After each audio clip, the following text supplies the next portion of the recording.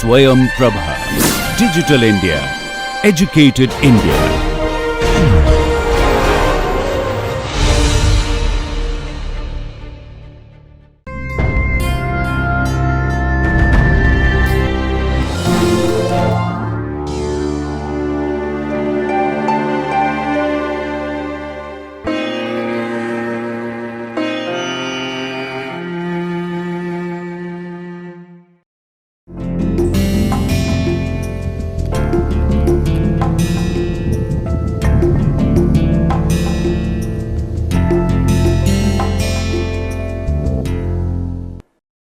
Hello and welcome back to NPTEL MOOCs course on developing soft skills and personality. I am Ravichandran giving you the course from IIT Kanpur. I am from the Department of Humanities and Social Sciences.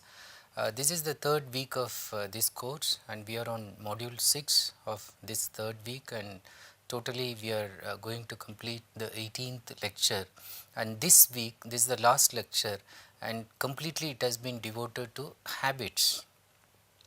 What are habits, forming good habits, bad habits, and then things associated with habits like dopamine and all that.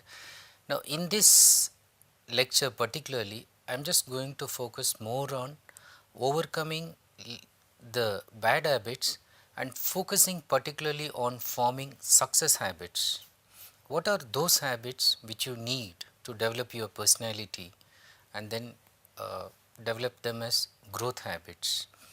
As usual, before I start, I just want to give a brief highlight of what we did in the last lecture so that you have a quick recapturing of what we did and then continue with the current one. So, I was focusing on using the Zeigarnik effect for productivity and personal growth, in particular in the last one, and I emphasized on this fact because since unfinished activity gives anxiety, it can even cause you depression. It's important to focus on an activity and stick to it till its completion. So I said that you keep this golden rule in your mind: if you start it, finish it. Don't leave it in between. And this is an important growth habit you need to inculcate in your personality. And this knowledge alone helps you in beating procrastination, that you realize that it is just the starting trouble, and once you start somehow you will finish it anyhow. Unfinished tasks again are to be finished because they use large amount of mental resources by occupying and blocking premium space in your brain, but they refuse to go away until you finish it. That is why you should stop watching television serials or any serialized program, because they keep nagging in your brain, they keep hanging there, occupy maximum resources, but till you get to know who did what happened to that person, till the brain understands the story is completed, it's going to make you go back to that in a very addictive manner again and again, and then use most of your time. And you know that the serial is reaching a pointless time, but you are so enslaved to it, you are not able to come out of it. Just the habit that makes you watch it, it's nothing more. And Zeigarnik effect is on the backdrop. It's ensuring that you watch it till it getting completed. And the television producers are using this to maximize their gain, because they know that this is the psychology of the audience and they can run it for years together till they finish it. Once they are enslaved with this thing in their mind, they want to solve the unpuzzled things which are there. So it's going to all the time make you watch it again and again, and they encash on this. Now the same way, video games are also using the same principle to give addiction to its players. It will allow them to reach a level of closure, but it will not allow them to complete it. So internalization of the Zeigarnik effect can give you the much needed intrinsic motivation to achieve or excel in any activity. I have been telling you that you need to develop your inner core. So keep this in mind, the inside of you internalize that using this effect to gain productivity in terms of completing activity is going to make you excel in any chosen endeavors. you can rewire your brain to seek completions as it takes you to resolution of tension and adds to the feel good factor. You do one activity, you feel good about it. Do another one, you feel much better. You want to do much more. Instead of leaving one incomplete activity after another, see how you feel, how your confidence develops once you finish one and go to another one. So keep this as the kind of mantra as far as you want to develop your personality. If you start it, you finish it. Now this week, the last lecture, let's look at first breaking bad habits before we take a look at how we can form these good habits and good habits in terms of success. Now breaking bad habits, the process involves a rewiring of the brain and reconfiguring the habit chain loop.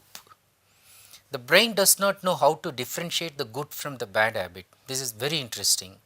Whether you develop a good habit or a bad habit, the brain functions in the same manner and then it releases dopamine as long as it seeks to get back the same kind of thing to release the pleasure part in you. Now, how do you stop a bad habit? The answer is stop the way you started it, in tiny bits. Remember how you started any bad habit. You didn't start overnight and then you didn't start the entire thing the day you started it. Remember, if you are a smoker, how you started the first smoking. Somebody gave you just the first puff and then you are able to cough and you are not able to even tolerate the smell and then you threw it. The second day again you slightly took more, you reached up to half cigarette, but again more cough, so you are not able to bear it. The third day maybe the full one, so the fourth day again full one. After a week you think that you can go to 2. You didn't become a chain smoker the day you started it. Maybe you took years to become a chain smoker, but then it's now when you realize that it's become a chain that has enslaved you and then you want to come out of it, go in tiny bits the way you started it. So instead of just if you smoke one pocket a day, decide that instead of 10 I will make it 9 and then 8 and then 5 and then you can come to 2, 3, 1 and the last one slowly you have to do it in parts and then increase the frequency. I did one, tomorrow I am going to give an off and then day after tomorrow another one. So increase the gaps and then the gaps again will increase only once in a week, once in 15 days, once in a month and then once in 6 months, once in a year and then slowly you realize that you can stop it completely. So stop the way you started it in tiny bits. And the same way even if you look at alcoholic addiction, it starts with the first sip that was repulsive to taste and even to body. I have seen people taking liquor, so they even close their nose and then close their eyes when they take the first sip, and even after some time they are not able to even tolerate the smell, it is so repulsive. But then the company, the solace, the comfort, the social networking, the ability to forget disagreeable things, so these are the things which make it an evil trap and then the addiction continues. But the first sip and few more sips were actually the dangerous ones. But though it was repulsive, they continued because of the other attractive factors. Now you need to change the environment, the circle and then come out of it and then again follow the same thing in tiny bits, in increased gaps. Similarly, your first attempt in changing a bad habit has to start. So as I said, in tiny bit and then gradually increase the gap. The frequency of use has to reduce. Bad habits generally don't disappear forever. This is another thing that you need to keep in your mind. If you think that the habits disappeared, no, they are just somewhere lurking in your mind once you have started the habit, and the brain is not going to leave that so easily. Even as I was saying that after 1 year you stopped either smoking or drinking, But somebody, a very close friend whom you are so fond of, the friend comes and shares a very happy news. He says that, come on, let's have this, either a drink or a cigarette. Okay. It can also happen in a very extreme sad moment. The girl who wanted you to stop taking liquor as well as smoking, who married you, who left you. Okay. And in that moment of disappointment and frustration and anger, again you go and continue with the same habit, which you thought went away for about 10 years. Okay. So, habits still, whether you want it or not, will be there, and bad habits are not going to disappear forever. So are good habits.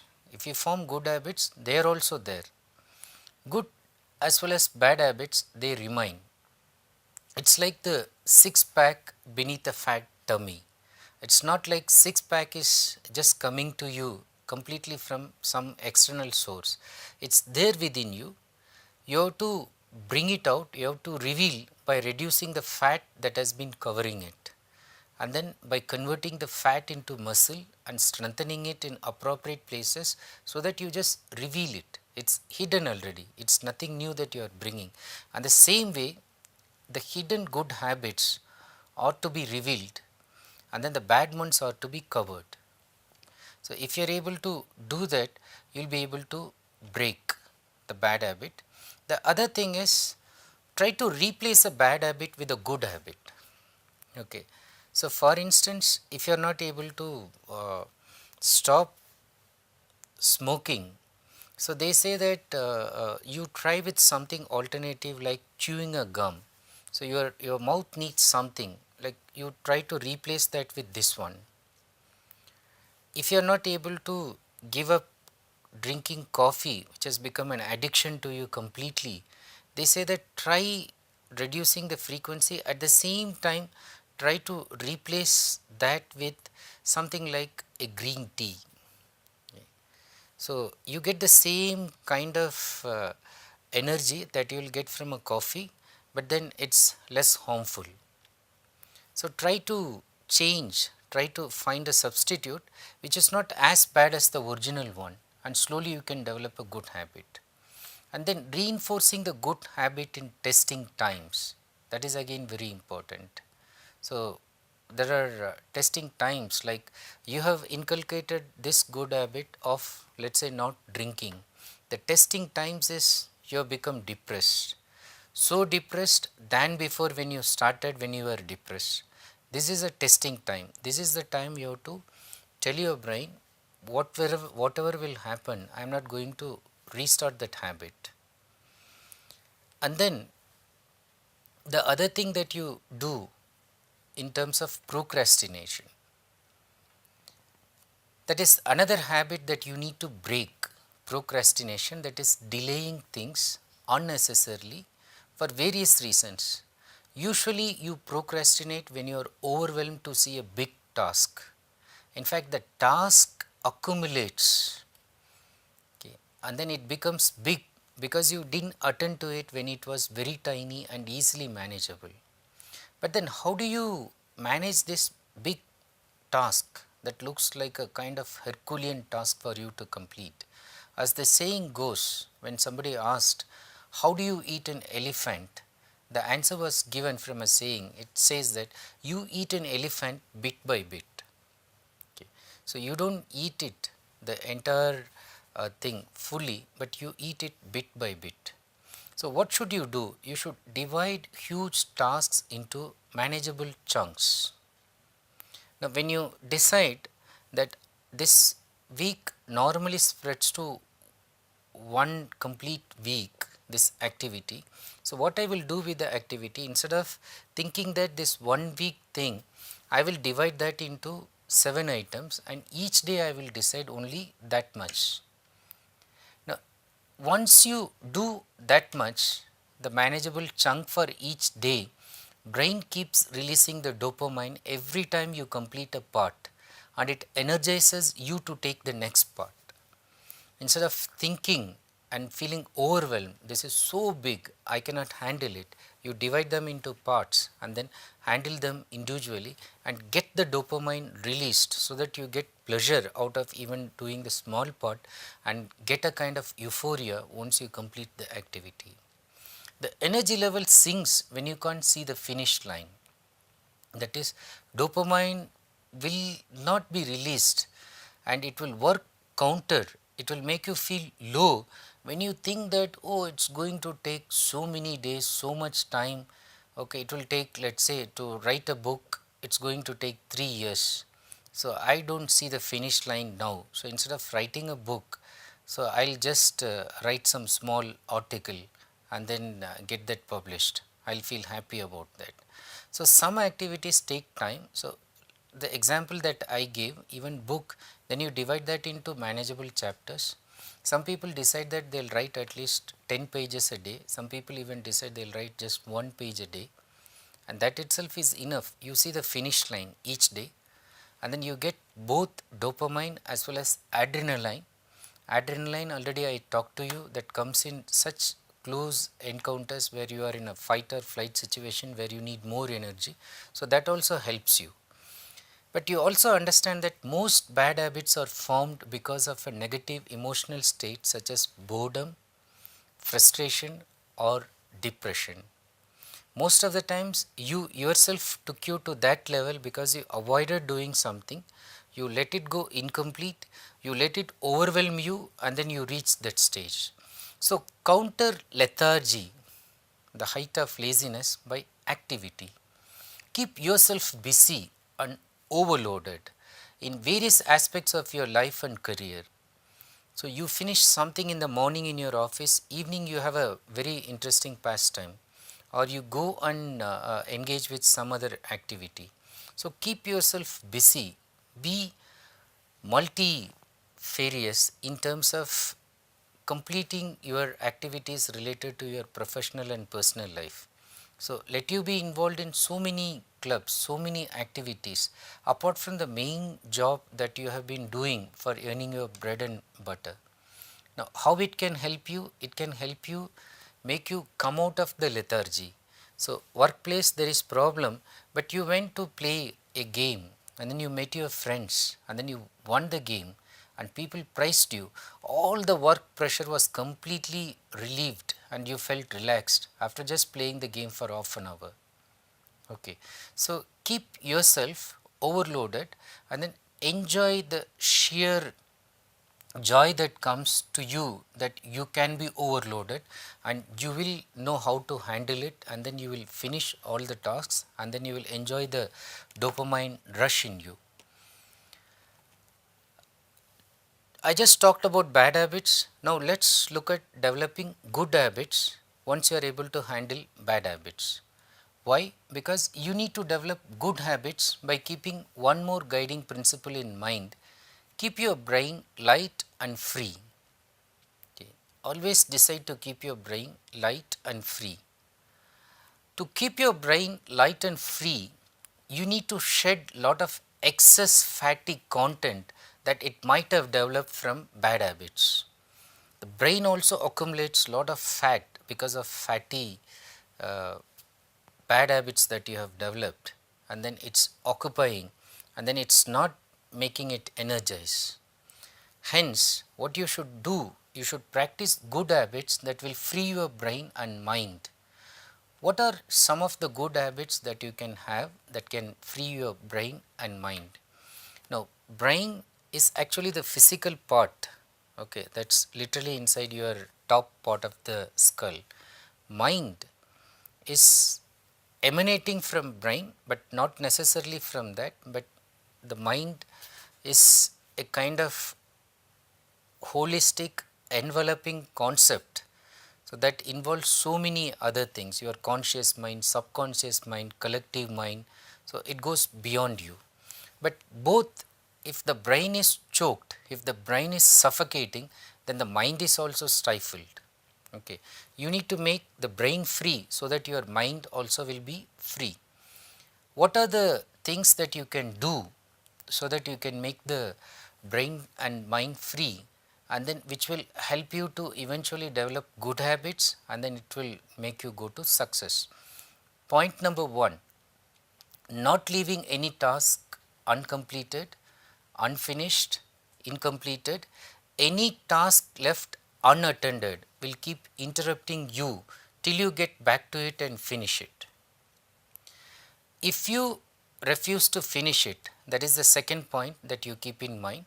If you refuse to finish it, it will hang heavy in your brain, causing you less space for focusing and concentrating on new activities. So, the first one, don't leave anything unfinished. The second one, if you think that you can leave it unfinished, you should know that so much of heaviness is going to be in your brain and it will not let you focus or concentrate on new activities. The third point, reading a serialized novel or watching a teleserial is likely to wire you into the habit of becoming serial addicts. So, same thing goes with games, which will make you game addict. So many young intelligent people, even in IITs, big institutes, have just lost their career just because they became game addicts, just because they didn't realize it's this aspect of brain that has actually caught them and enslaved them and then misguided them and then made them regret that they have done something wrong because of one bad habit they developed and then they regret forever in their life. How do you develop good habits which will lead you to success? In fact, if you look at good habits and success, they go hand in hand. Okay. Wherever there are good habits, success will come automatically. Or if you look at a successful person and analyze how he achieved success, you will realize that he or she had accumulated so many good habits. So, they go hand in hand. Good habits determine your level of efficiency and gain you lots of love and respect from your boss and colleagues. Any good habit, let it be punctuality, let it be grooming yourself in a nice pleasant manner, let it be your communication skills in terms of talking nicely, politely and using all your soft skills while talking in personal, interpersonal communication.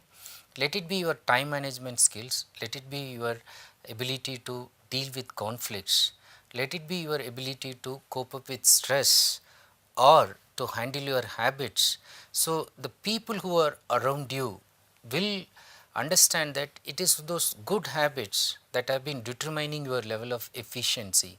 You are highly efficient because you have highly developed good habits, and that will make people love you and respect you both from higher level, that is your boss as well as your colleagues. The other important thing, all these good habits is also going to do one important thing for you, that it's going to make you indispensable and irreplaceable in your job. Many great business gurus like Mr. Kopmeyer and others, they keep repeatedly telling one point, that if at all you look for job security, you should be able to develop those skill sets which will make you indispensable. That is, you cannot be replaced. Certain jobs which you do, it's only you who are able to do it in a particular way, no one else can do it. Your role cannot be changed, cannot be modified, cannot be altered. Nobody can fulfill that role that is given to you, or it can't be done as perfectly as the way you do.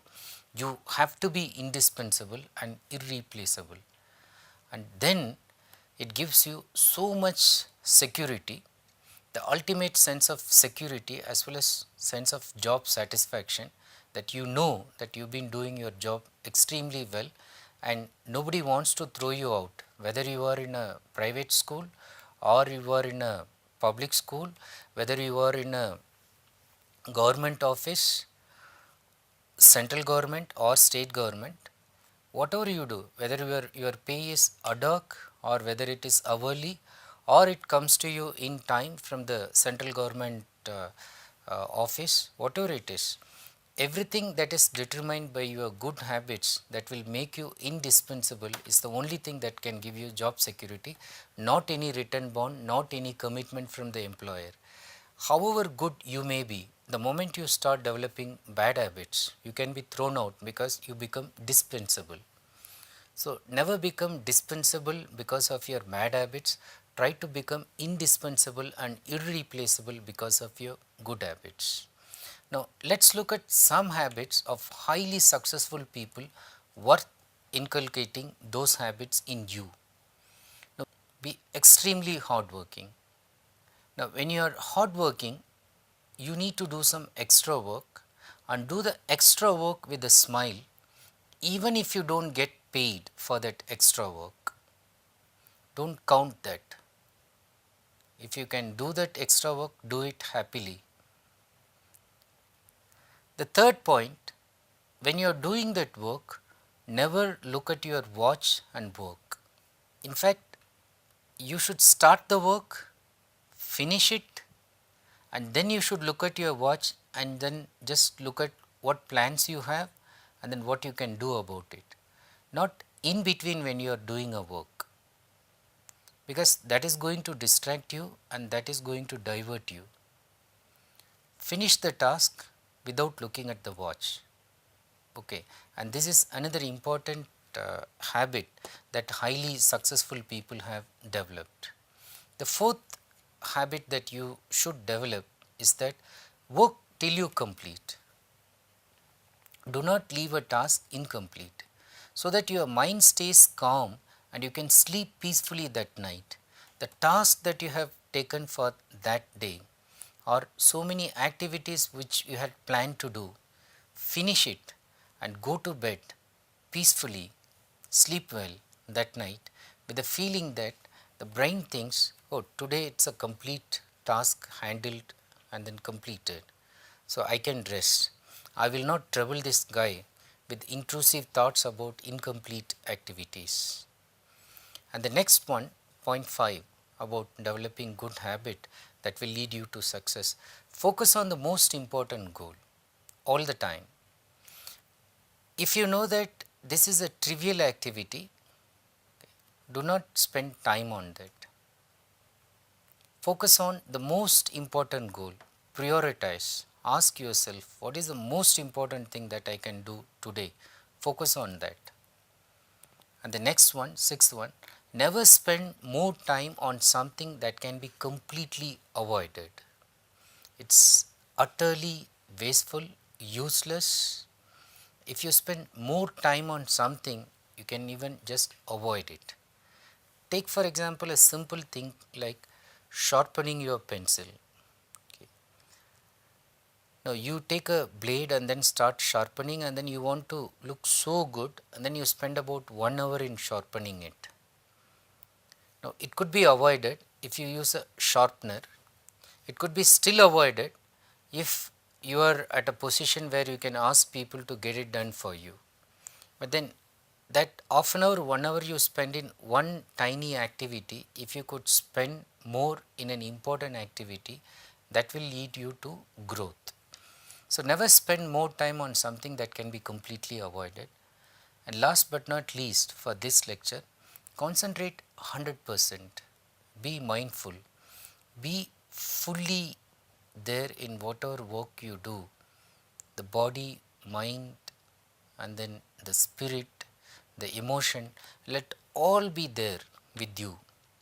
If you can devote yourself 100%, concentrate on that, and you will finish it faster than the rest who get distracted very frequently.